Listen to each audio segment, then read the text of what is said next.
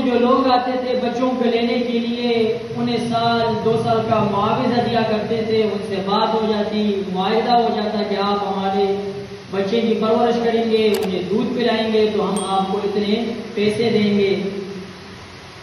ایسا ہی ہوا کہ نبی کریم صلی اللہ علیہ وآلہ وسلم کو کمرے میں رکھا گیا تو باہر سے لوگ آتے گئے اور بچوں کے ابو اور والد سے ملتے گئے اور بچوں کو اٹھاتے گئے اور چلے گئے.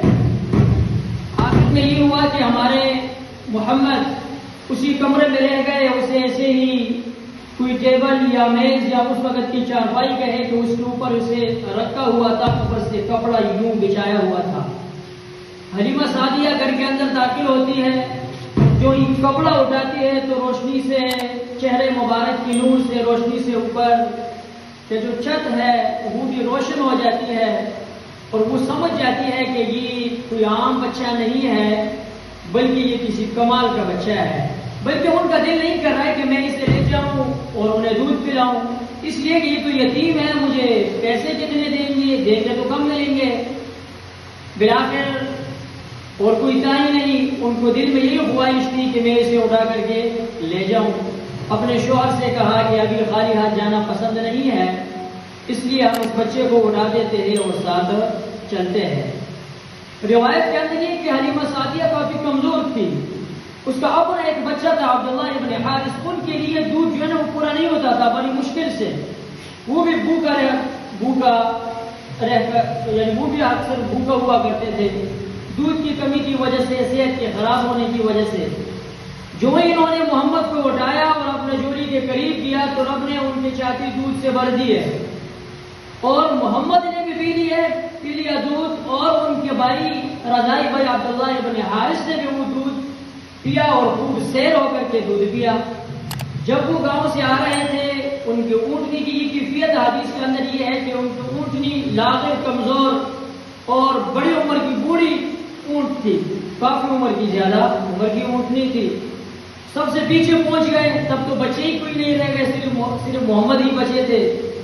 جو ہی انہوں نے محمد کو اٹھا کر کے اونٹنی کے اوپر رکھا تو وہ اونٹنی کے جو تن ہے وہ بھی دودھ سے بھر گئے اور انہوں نے اسے دھونا شروع کیا اور دودھ خود بھی پیا، اپنے شوہر کو بھی پلایا اور ساتھ جو اور بھی لوگ تھے انہیں بھی پلایا. اب ایسا ہوا کہ انہوں نے سفر شروع کیا، واپس گاؤں کی طرف جا رہے ہیں. تو جب یہ راستے میں چلے تو قافلہ تو آگے نکل چکا تھا، یہ آخر میں تھے، لیکن چلتے چلتے انہیں بھی کراس کیا، ان سے بھی آگے گئے اور اپنے گھر اپنے گاؤں ان سے پہلے پہنچ گئے. تو آس پاس کے پڑوسن نے پوچھ لیا کہ حلیمہ کی کیا ماجرا ہے، جب آپ جا رہی تھی آپ سب سے بعد میں پہنچی تھی، اونٹنی بھی اتنی کمزور اور ادھر سے آتے ہوئے اتنی تیز جیسا کہ نوجوان اونٹنی ہے اور اتنی خوشی خوشی آپ بھی آ رہے ہیں، یہ کیا ماجرا ہے؟ کیا آپ کو کوئی پیسے زیادہ ملے ہیں، آپ کو کوئی اجرت زیادہ دی گئی ہے؟ انہوں نے کہا نہیں ایسی کوئی بات نہیں ہے، بس میں نے بچے کو اٹھایا اور اس کے بعد یہی معاملہ ہم آ گئے. انہیں کیا خبر کہ یہ محمد صرف محمد کے نام نہیں ہے بلکہ اس نے یہ پیغمبر ہے، یہ نبی، یہ اللہ تبارک و تعالیٰ کے لاڈلے ہیں، پیارے ہیں، اور یہ اللہ تبارک و تعالیٰ نے اسے 40 سال کی عمر میں نبوت عطا کرنا ہے اور اللہ تبارک و تعالیٰ نے اسے انبیاء کا سردار خاتم النبیین صلی اللہ علیہ وسلم بنانا ہے. بلاخر گھر میں تھے، اب گھر میں برکات کا ظہور آنا شروع ہوا کیونکہ نبی جس گھر میں ہے اس گھر میں برکت نہ ہو. تو گھر کے اندر جو بکریاں تھی اس میں بھی دودھ میں اضافہ ہوا. تو پڑوسیوں نے یہ کہا کہ بچوں ایسا کریں کہ جہاں حضرت حلیمہ کی بکریاں چلا کرتی تھی، آپ جہاں پر حضرت حلیمہ کی بکریاں چلا کرتی، اپنی جو بکریاں ہے وہ بھی ان کے ساتھ چلایا کرے تاکہ ہماری بکریوں کی دودھ زیادہ ہو. یہ کیا معاملہ ہے کہ ادھر دودھ نہیں ہے، ان کے بکریوں میں بہت زیادہ دودھ ہے. انہوں نے ایسا ہی کیا لیکن دودھ وہی کے وہی رہ دیا، 2 کلو وہی 2 کلو، 3 کلو وہی 3، ایک پی ہے. لیکن حلیمہ کے گھر میں برکت ہے، نور ہے، خوشخبری ہے، خوشی ہے، اطمینان ہے. بلاخر یہ برکات کا ظہور ہوتا گیا اور تقریباً 2 سال کے پورے ہونے کے بعد حلیمہ سعدیہ نے اسے واپس لایا وعدے کے مطابق اور حضرت آمنہ کے پاس اور یہ کہا کہ میں آپ مہربانی کریں کہ 2 سال مجھے اور دے دیں گے، 2 سال اس سے اور اس میں خرچ کرنا چاہتی ہوں، اسے اپنے پاس رکھنا چاہتی ہوں۔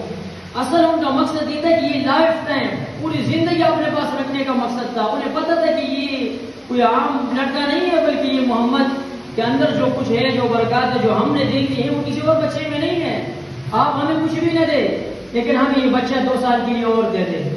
حضرت آمنہ تو پتہ ہے، انہیں پتہ ہے، انہیں تو پہلے سے فرشتے نے خوشخبری سنائی تھی کہ اس کا نام محمد ہوگا، اس نے پیغمبر بننا ہے۔ اس نے کہا ٹھیک ہے۔ بلاخر 2 سال اور دیے، 4 سال یا روایت کے اندر 5 سال پورے ہونے کے بعد وہ واپس لائے۔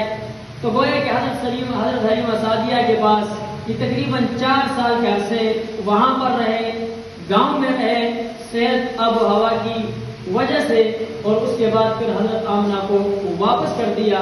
تو یہاں تک آپ نے پڑھ لیا کہ محمد صلی اللہ علیہ وآلہ وسلم ربیع الاول کے مہینے 3 کے دن پیدا ہوئے۔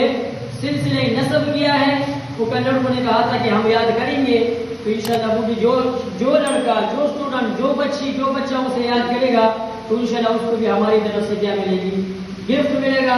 اور ساتھ ساتھ یہ ہے کہ یہ جو آپ سے سوالات بھی ہوں گے اس کے آخر میں کہ ہمارے نبی صلی اللہ علیہ وسلم کا نام کیا ہے، ہمارے نبی صلی اللہ علیہ وسلم کب اور کس مہینے میں کس دن کو پیدا ہوئے، آپ صلی اللہ علیہ وسلم کو سب سے پہلے دودھ کس نے پلایا، آپ صلی اللہ علیہ وسلم 4 سال کہاں پہ رہے، یہ انشاءاللہ یہ سوالات بھی آپ سے ہوتے رہیں گے۔